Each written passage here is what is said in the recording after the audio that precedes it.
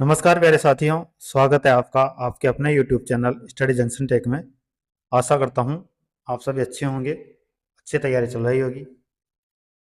Science physics हम पढ़ रहे हैं और क्लास को आगे बढ़ाते हुए चलते हैं आज के क्वेश्चन पर। आज का पहला क्वेश्चन है, एक डायोप्टर रिक्त स्थान के बराबर होता है। एक डायोप्टर किसके बराबर होता है वो बताना है आपको। 1 mm की पावर -1, 1 मीटर की पावर -1, 1 डेसीमीटर की पावर -1 या फिर 1 सेंटीमीटर की पावर -1। एक डायोप्टर किसके बराबर होता है? एक डायोप्टर 1 मीटर की पावर -1 के बराबर होता है। Option number B right answer हो जाएगा। 1 मीटर किसके बराबर होता है? 10 की पावर -6 माइक्रोन, 10 की पावर 6 माइक्रोन, 10 की पावर -3 माइक्रोन या फिर 10 की पावर 3 माइक्रोन। 1 मीटर किसके बराबर होगा भाई? तो जो 1 मीटर होता है वो माइक्रोन में किसके बराबर होता है? 10 की पावर 6 माइक्रोन के बराबर होता है। इसके बराबर 10 की पावर 6 माइक्रोन के बराबर। तो राइट आंसर कौन सा होगा? Option number B right answer होगा। चलिए तो देखिए, 1 मीटर माइक्रोन में कितना? 10 की पावर 6 माइक्रोन। में कितना? 10 की पावर 3 फिट में 3.2 फीट। किलोमीटर में 10 की पावर -3 किलोमीटर। सब 1 मीटर में दिया गया, ये 1 मीटर पूरा मतलब 1 मीटर के बराबर दिया गया सबको। नैनोमीटर में कितना? 10 की पावर 9 नैनोमीटर। पिकोमीटर में 10 की पावर 12 और फेमटोमीटर में 10 की पावर 15 फेमटोमीटर। ये किसके बराबर है? सारे 1 मीटर के बराबर है। चलिए नेक्स्ट है, परमाणु त्रिज्या को रिक्त स्थान में मापा जाता है। परमाणु त्रिज्या है उसको, परमाणु त्रिज्या किसमें मापी जाती है? तो मिलीमीटर में, सेंटीमीटर में, किलोग्राम में या फिर नैनोमीटर में। तो देखो, जो परमाणु होता है वो अत्यंत सूक्ष्म होता है। तो में भी परमाणु हमें दिखाई देता है क्या? हमें दिखाई नहीं देता परमाणु, तो उसको में भी नहीं माप सकते, क्योंकि तो हमें दिखाई देता है। अगर में उसकी माप हो तो वो तो हमें दिखाई देता है। सेंटीमीटर में भी नहीं माप सकते, किलोग्राम में भी नहीं मापेंगे, तो किसमें मापेंगे? नैनोमीटर में। Option number D right answer, nanometre. परमाणु त्रिज्या किसमें? नैनोमीटर में मापी जाती है। नेक्स्ट क्वेश्चन, प्रदीप्ति इल्यूमिनेशन की माप निम्न में से किसका उपयोग करके की जाती है? जो इल्यूमिनेशन है उसकी माप किसका प्रयोग करके की जाती है? Milli volt meter, stroboscope, lux meter, pH meter. तो प्रदीप्ति यानी इल्यूमिनेशन की जो माप है वो किसका उपयोग करके की जाती है? या हम ये कह सकते हैं कि जो प्रदीप्ति मापक यंत्र है वो इनमें से कौन सा है? तो राइट आंसर कौन सा होगा? Option number C, lux metre. Option number C right answer. तो देखिए, प्रदीप्ति की माप लक्स मीटर के द्वारा की जाती है। लक्स क्या है? एक व्युत्पन्न इकाई है जो ल्यूमेन पर आधारित है। लक्स किस पर आधारित है? ल्यूमेन पर आधारित है। और ल्यूमेन कैंडेला से व्युत्पन्न इकाई है। जो ल्यूमेन है वो किससे व्युत्पन्न है? कैंडेला से। लक्स तो व्युत्पन्न है ल्यूमेन से और ल्यूमेन व्युत्पन्न है कैंडेला से। फिर है, एक लक्स बराबर है किसके? एक ल्यूमेन प्रति वर्ग मीटर के। एक लक्स एक ल्यूमेन प्रति वर्ग मीटर के बराबर है, जहां 4 पाई ल्यूमेन एक कैंडेला प्रकाशीय तीव्रता के प्रकाश स्रोत का पूर्ण प्रकाशीय बहाव है। तो एक लक्स बराबर क्या हो जाएगा? एक ल्यूमेन प्रति मीटर स्क्वायर या प्रति वर्ग मीटर। चलिए आगे, नेक्स्ट क्वेश्चन देखो, एक केडब्ल्यूएच, 1 किलोवाट आवर। तो केडब्ल्यूएच को किससे जाना जाता है, या केडब्ल्यूएच का मतलब क्या होता है? साधारण भाषा में हम समझें तो इसका मतलब क्या होता है? यूनिट। जो हमारे सप्लाई आती है, हमारा जो बिजली खपत होती है, जो बिजली का कंजप्शन होता है, उसको किस में मापते हैं हम? यूनिट में। हम कहते हैं ना भाई, हमारे इस महीने 100 यूनिट बिजली की खपत हुई है, 500 यूनिट बिजली की खपत हुई है, तो वो यूनिट जो है वो किसके बराबर है, किलोवाट आवर के, KWH के। तो वही पूछा है, यानी 1 KWH मतलब एक यूनिट कितने जूल के बराबर है, जूल में आपको आंसर बताना है। तो जो 1 KWH होता है यानी किलोवाट आवर, एक जो यूनिट होता है वो किसके बराबर होता है जूल में, तो वो जूल में 3.6 गुणा 10 की पावर 6 जूल के बराबर होता है। अब वो देखो कैसे आई, आगे दिया गया है। तो देखो 1 किलोवाट घंटा, 1 किलोवाट घंटा का मतलब क्या हुआ, 1 किलोवाट कितने देर तक, 1 घंटे तक। 1 किलोवाट की खपत 1 घंटे तक हुई तो वो कितना हो गया, 1 किलोवाट घंटा, या हम कहते हैं 1 यूनिट खपत हुई। 1 किलोवाट में कितने वाट होते हैं, 1000 वाट। और 1 घंटे में कितने मिनट होते हैं, 60 मिनट। 1000 वाट गुणा 60 मिनट, इसको ऐसे लिख सकते हैं। फिर आगे चलो, जो वाट होता है, 1 वाट होता है वो किसके बराबर होता है, 1 जूल प्रति सेकंड के बराबर होता है। 1 वाट 1 जूल प्रति सेकंड के बराबर होता है, मैं पिछली क्लास में बता चुका कई बार। तो 1000 वाट किसके बराबर हो जाएगा, 1000 जूल प्रति सेकंड के बराबर हो जाएगा। और 60 मिनट को सेकंड में बदलने के लिए किससे गुणा करेंगे, 60 से। तो 60 गुणा 60 सेकंड, तो 1000 ऐसे का ऐसे आ गया, 60 गुणा 60 किया हमने तो कितना आ गया, 3600। 1000 गुणा 3600 जूल हो गया। पूरे को गुणा करेंगे तो कितना हो गया भाई, ये 36 लाख जूल हो गया। अब 36 लाख जूल को आगे सोल्व किया हमने, तो देखो 5 जीरो तो ये, तो 10 की पावर 5 तो यहां से आ गई, और यहां एक दशमलव लगाया, एक पावर यहां से बढ़ गई, ये कितना हो गया, 10 की पावर 6। तो 3.6 गुणा 10 की पावर 6 जूल हो गया। चलो आगे नेक्स्ट क्वेश्चन देखिए, 1 किलोवाट घंटा ऊर्जा रिक्त स्थान के बराबर होती है, सेम वही आ गया, 3,60,000 जूल, 36,000 जूल, 360 जूल, या फिर 36 लाख जूल। तो किसके बराबर होगी, 36 लाख जूल के बराबर होगी। Option number D right answer. Next, 1 kilowatt बराबर, अब किसमें पूछा है, केवल किलोवाट पूछा है। 1 किलोवाट किसके बराबर होगा, जूल प्रति सेकंड में पूछा गया है भाई 1 किलोवाट का मान। तो किसके बराबर हो जाएगा, चारों में से, 1000 जूल प्रति सेकंड, 100 जूल प्रति सेकंड, 10 जूल प्रति सेकंड, या 10,000 जूल प्रति सेकंड। तो 1 वाट बराबर कितना होता है भाई, 1 वाट बराबर होता है 1 जूल प्रति सेकंड। तो यहां कितना दिया गया है, 1000, सॉरी 1 किलोवाट, 1 किलोवाट। 1 किलोवाट में कितने वाट होते हैं, 1000 वाट। तो 1 वाट बराबर 1 जूल प्रति सेकंड होगा, तो 1000 वाट में कितना जूल प्रति सेकंड होगा, 1 से गुणा कर देंगे सीधा सीधा, किसको, 1000 को। 1000 गुणा 1 जूल प्रति सेकंड, तो राइट आंसर क्या आ जाएगा भाई, 1000 जूल प्रति second, right answer. Option number ए राइट आंसर। नेक्स्ट क्वेश्चन चलो,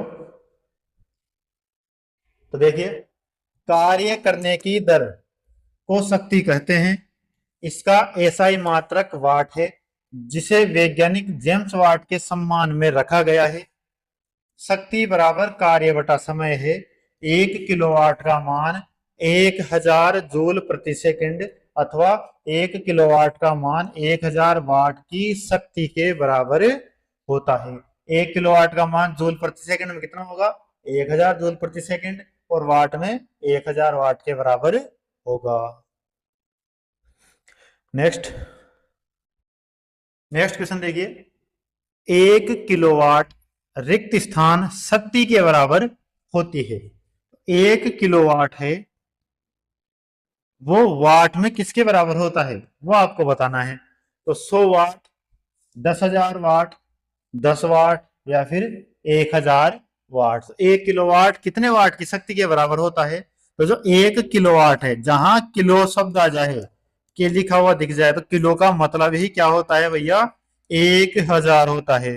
तो 1 किलोवाट में कितने वाट हो जाएंगे, 1000 वाट। तो राइट आंसर कौन सा होगा, option number D right answer होगा, 1000 वाट शक्ति के बराबर होता है।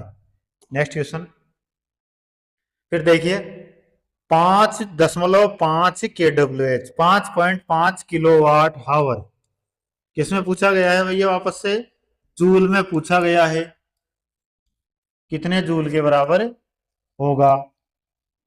तो देखो 1 किलोवाट कितने जूल के बराबर होता था, अभी पिछले क्वेश्चन में मैंने बताया है 1 किलोवाट में कितना जूल होता है, 1 किलोवाट 3.6 × 10⁻⁶ जूल के बराबर होता है। कितना, 3.6 × 10⁻⁶।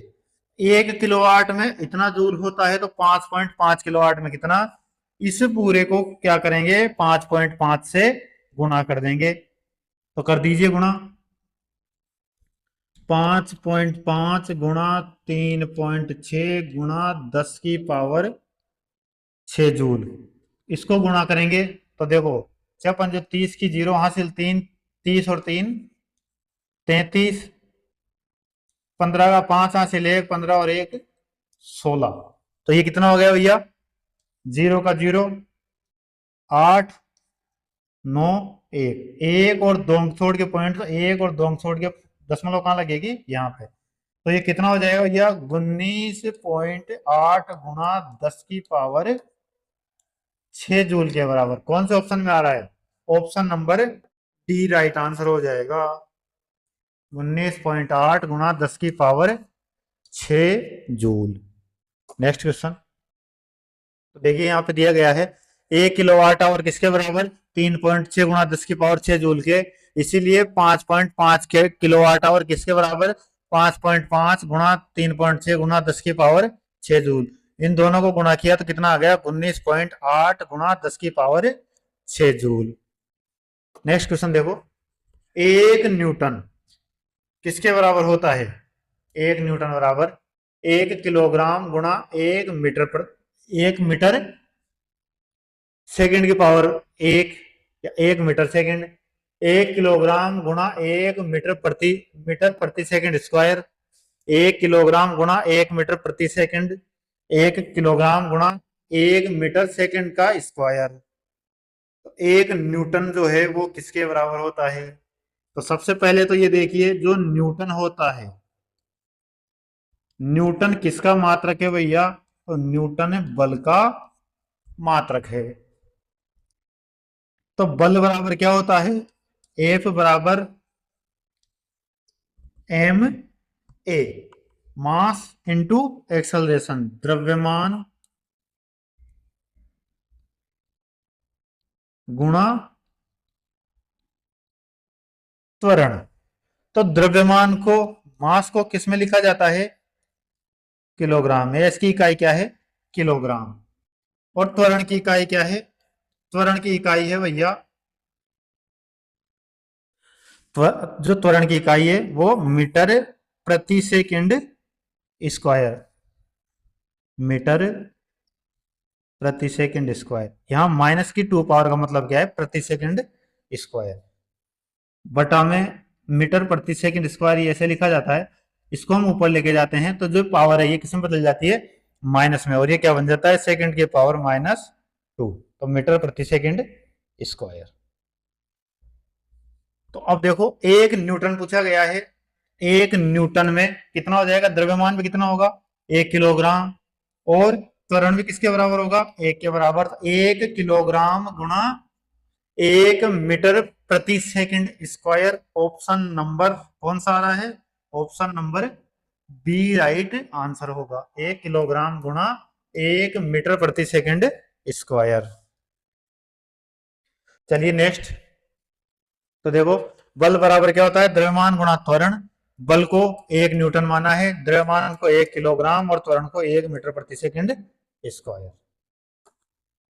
Next question, 5.6 kWh kilowatt hour, यानी 5.6 यूनिट में कितने जूल होते हैं। तो वापस से 5.6 गुणा 1 kWh में कितने जूल होते हैं भैया, 3.6 गुणा 10 की पावर 6 जूल से क्या कर देंगे, 5.6 को गुणा करेंगे। तो गुणा कर लो दोनों को, 6×36 का 6 हासिल 3, 6×5 30 और 3 33, 3×6 18 का 8 हासिल 1, 5×15 और 1 16, 6 का 6, 8 और 3 11 का 1 हासिल 1, 3×1 4 6, 10 की 0 हासिल 1, 20.16। ऑप्शन नंबर ए राइट आंसर, 20.16 गुणा 10 की पावर 6 जूल, राइट आंसर। चलिए नेक्स्ट, वापस से भाई क्वेश्चन आ गया, देखो 1 न्यूटन किसके बराबर हो जाएगा भैया, 1 किलोग्राम मीटर प्रति सेकंड स्क्वायर के। वो अलग है, ये अलग है। ये कब आया है, 22-10-18 को शिफ्ट सेकंड में, और इससे पहले वाला 10-12-18 को शिफ्ट थर्ड में आया है। दोनों क्वेश्चन अलग अलग पारियों में अलग अलग डेट को आए हुए हैं, कंफ्यूज नहीं होना। 1 न्यूटन वह बल है जो 1 किलोग्राम द्रव्यमान के पिंड में 1 मीटर प्रति सेकंड स्क्वायर का त्वरण उत्पन्न करता है। तो बल F बराबर द्रव्यमान m गुणा त्वरण A। बल 1 न्यूटन बराबर द्रव्यमान 1 किलोग्राम और त्वरण 1 मीटर प्रति सेकंड स्क्वायर, क्या हो जाएगा, 1 किलोग्राम मीटर प्रति सेकंड स्क्वायर। नेक्स्ट, 4.6 kWh बराबर क्या होगा। तो वापस से, जब जूल में पूछा गया वापस, तो 4.6 गुणा 3.6 गुणा 10 की पावर 6 जूल। अब देखो दोनों को गुणा करेंगे इनको, 6×36 का 6 हासिल 3, 6×4 24 और 3 27, 3×6 18 का 8 हासिल 1, 4×3 12 और 1 13, 6 का 6, 8 और 7 15 का 5 हासिल 1, 3 और 3 6, 1 का 1 1 और 2 2 अंक छोड़ के पॉइंट लगेगा, दशमलव लगेगी, तो 16.56 गुणा 10 की पावर 6 जूल राइट आंसर होगा। कौन से ऑप्शन में आ रहा है, option number B right answer, 16.56 गुणा 10 की पावर 6 जूल। चलो आगे, 2 किलोवाट आवर बराबर 2 किलोवाट, 2 गुणा 3.6 गुणा 10 की पावर 6 जूल, 36 दूनी 72, तो 7.2 गुणा 10 की power 6 joule. Option number B right answer, 7.2 गुणा 10 की पावर 6 जूल हो जाएगा। नेक्स्ट देखिए फिर, 4.2 kWh, 4.2 गुणा 3.6 गुणा 10 की पावर 6 जूल, गुणा कर दो, 36 दूनी 72 का 2 हासिल 7, 36 चौक 144 प्लस 7 करेंगे तो 151, 2 अंक छोड़ के पॉइंट लगेगा, गुणा 10 की पावर 6 जूल, 15.12 गुणा 10 की power 6 joule. Option number B right answer होगा। नेक्स्ट क्वेश्चन, नेक्स्ट क्वेश्चन देखिए, प्रकाश वर्ष द्वारा किसे मापा जाता है, यानी कि प्रकाश वर्ष किसकी इकाई है, ऊर्जा, दूरी, शक्ति या फिर वेग। तो प्रकाश वर्ष की इकाई क्या है, या प्रकाश वर्ष के द्वारा किसे मापा जाता है, तो दूरी को मापा जाता है। Option number B right answer, प्रकाश वर्ष से क्या मापा जाता है, दूरी को मापा जाता है। प्रकाश वर्ष द्वारा दूरी को मापा जाता है। प्रकाश वर्ष वह दूरी है जो प्रकाश एक वर्ष में तय करता है। जो सूर्य का प्रकाश है वो एक वर्ष में जो दूरी तय करता है उसे क्या कहा जाता है, उस दूरी को प्रकाश वर्ष कहा जाता है। एक प्रकाश वर्ष में 9.46 गुणा 10 की पावर 12 किलोमीटर होता है।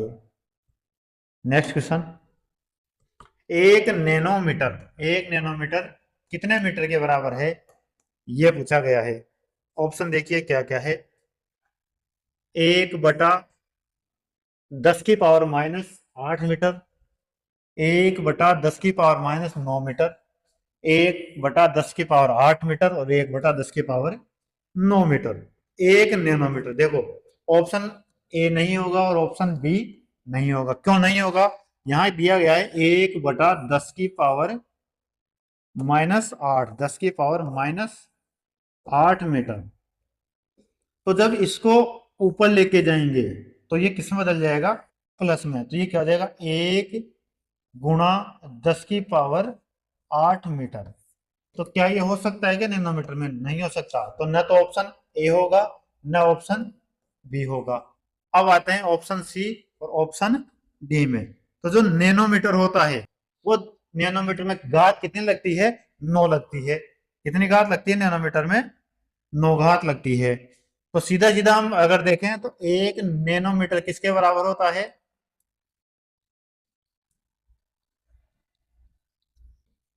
मीटर में 10⁻⁻9 मीटर के बराबर होता है। 1 नैनोमीटर किसके बराबर? 10⁻⁻9 मीटर के बराबर। तो 10⁻⁻9 है। इसको भिन्न के रूप में कैसे लिख देंगे हम? -9। ये माइनस हटेगा तो ये 10⁻9 कहाँ चला जाएगा? 1 के बटा में। तो 1 × 10⁻⁹मीटर। ऑप्शन नंबर कौन सा सही होगा? Option number D right answer हो जाएगा। 1/10⁻9 मीटर। चलिए नेक्स्ट क्वेश्चन। 1 कूलाम प्रति 1 सेकंड किसके बराबर होगा? 1 वोल्ट, 1 एम्पियर, 1 ओम या फिर 1 वाट। 1 कूलाम प्रति 1 सेकंड किसके बराबर होता है ये? तो ये 1 एम्पियर के बराबर होता है। कूलाम प्रति सेकंड किसके बराबर है? एम्पियर के बराबर। 1 कूलाम दिया है और 1 सेकंड दिया गया है तो किसके बराबर? 1 एम्पियर के बराबर हो जाएगा। चलिए देखिए, आवेश प्रवाह की दर को धारा कहते हैं। किसी परिपथ में 1 कूलाम आवेश को 1 सेकंड तक प्रवाहित करने पर 1 एम्पियर धारा प्राप्त होगी। एम्पियर विद्युत धारा का एसआई मात्रक है। विद्युत धारा बराबर आवेश बटा समय होता है। 1 एम्पियर बराबर 1 कूलाम बटा 1 सेकंड हो जाएगा। नेक्स्ट, 1 पिकोमीटर रिक्त स्थान के बराबर है। अब पिकोमीटर पूछा गया है। ऑप्शन क्या क्या है देखिए। 10⁻⁻11 मीटर, 10⁻12 मीटर, 10⁻−12 मीटर और 10⁻11 मीटर। 1 पिकोमीटर किसके बराबर होता है भैया? 10⁻12 मीटर भी नहीं होगा, 10⁻11 मीटर भी नहीं होगा, क्योंकि ये तो मीटर से छोटा होता है और इनको सोल्व करेंगे तो ये 1 मीटर से ऊपर बड़े हो जाएंगे। तो दोनों नहीं हो सकते। तो ऑप्शन किस में से होगा? या तो ए या फिर बी, दोनों में से राइट आंसर होगा। तो जो पिकोमीटर होता है वो किसके बराबर होता है? तो 1 पिकोमीटर 10⁻12 मीटर के बराबर होता है। तो right answer option number C होगा। Option C right answer. Next question. 1 joule बराबर रिक्त स्थान। 1 जूल किसके बराबर होता है? 1 newton × 1 metre, 1 watt × 1 metre, 1 newton × 1 centimetre, 1 pascal × 1 metre. तो 1 जूल, देखो जूल बराबर क्या होता है? न्यूटन मीटर होता है। तो 1 जूल किसके बराबर? 1 न्यूटन और 1 मीटर के बराबर। दोनों किस में होंगे? गुणा में। तो राइट आंसर कौन सा? Option number A, 1 newton × 1 metre. यदि 1 न्यूटन बल द्वारा किसी वस्तु का बल की दिशा में 1 मीटर का विस्थापन हो तो किया गया कार्य 1 जूल कहलाता है। कहने का मतलब है कि कोई वस्तु है, उस पर 1 न्यूटन का बल लगाया जा रहा है। कोई वस्तु रखी हुई है यहाँ पे, उस पर बल लगाया जा रहा है कितना? 1 न्यूटन का। और उसको बल की दिशा में, मतलब अगर इधर बल लग रहा है तो इसी दिशा में उसका विस्थापन हो रहा है कितना? यहां से यहां तक 1 मीटर का। वस्तु कहाँ आ गई? यहाँ आ गई। 1 मीटर का विस्थापन कर दिया, कितना बल लगा के? 1 न्यूटन बल लगा के। तो जो किया गया कार्य है वो किसके बराबर हो जाएगा, 1 जूल के बराबर होगा। 1 जूल बराबर 1 न्यूटन गुणा 1 मीटर। इन दोनों को क्या करेंगे, लगाया गया बल और तय दूरी दोनों को क्या क्या कर देंगे, हम गुणा कर देंगे। चलिए आगे, नेक्स्ट क्वेश्चन है, एक विशेष घर में, कोई विशेष घर है भैया अंबानी अडानी का, उसमें 5 दिनों तक, 5 दिनों में 100 इकाइयां यानी 100 यूनिट, विशेष घर हमारा तो हो नहीं सकता, तो 100 इकाइयां 100 यूनिट की खपत है। यदि ऊर्जा को जूल्स में परिवर्तित किया जाए तो यह कितनी होगी। 5 दिनों में 100 यूनिट की खपत हो गई, इस ऊर्जा को किस में बदलना है, हमें जूल में बदलना है, तो ये कितनी होगी वो बताना है। तो देखिए, एक के डब्ल्यू एच बराबर क्या होता है, 1 यूनिट बराबर किसके हो जाता है, 3.6 गुणा 10 की पावर 6 जूल के। 1 किलोवाट आवर कितने यूनिट के बराबर होता है, 1 यूनिट के, और 1 किलोवाट आवर में कितना जूल होता है, 3.6 गुणा 10 की पावर 6 जूल।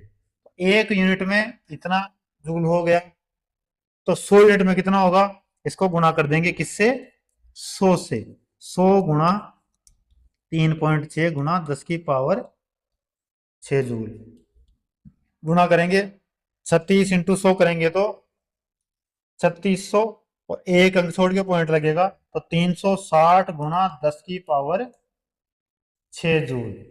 कौन से ऑप्शन में आ रहा है भैया, ऑप्शन नंबर, अच्छा देखो इसको भी आगे बदल दिया, इसकी पावर बढ़ा दी, यहाँ पे 1 जीरो यहां से हटा दिया, यहाँ कितनी थी पहले 6, 1 जीरो हटेगी, इधर कितनी पावर बढ़ जाएगी, 1 पावर बढ़ जाएगी 10 की। फिर यहाँ पे एक और, यहाँ यहाँ अगर दशमलव लगाएंगे 10 का भाग देंगे तो यहाँ फिर एक और पावर बढ़ जाएगी, तो यहाँ कितना आ जाएगा 10 की पावर 8।